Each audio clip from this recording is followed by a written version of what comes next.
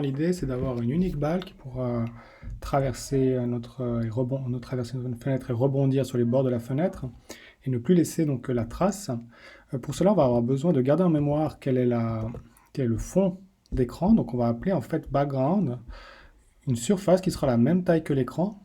Et ce sera elle qu'on va en fait colorier en rose. Et elle, on va jamais rien lui rajouter. On ne rajoutera pas des balles dessus.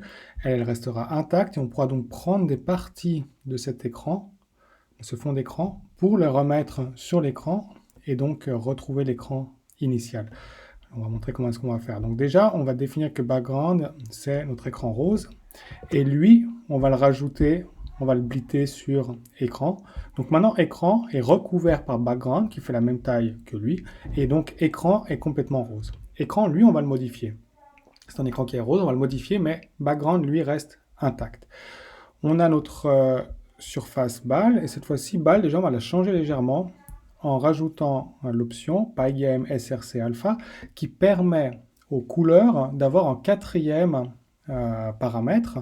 Donc on a R, V, B et alpha. Alpha sera la transparence, donc en nombre entre 0 et 255.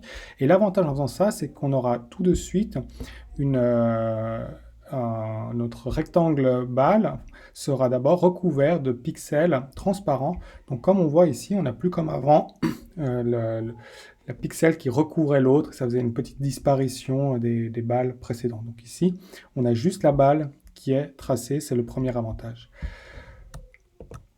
On va maintenant essayer de faire effacer les différentes balles qui sont avant. Donc pour cela, on va prendre une partie de background, la partie où se trouve la balle, et on va la recopier à nouveau sur l'écran.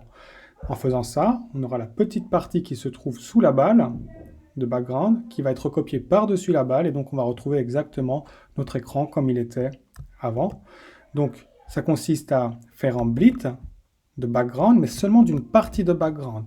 La partie de background qu'on veut prendre, c'est la partie qui se trouve exactement dans les coordonnées de la balle et qui forme le rectangle de balle. Donc elle se trouve en balle X, balle Y, et elle est de taille 10-10, puisqu'on avait défini que notre balle était de taille 10-10. Et où est-ce qu'on va la mettre? On va la mettre exactement au même endroit, donc c'est-à-dire en balle X, balle Y, taille 10-10.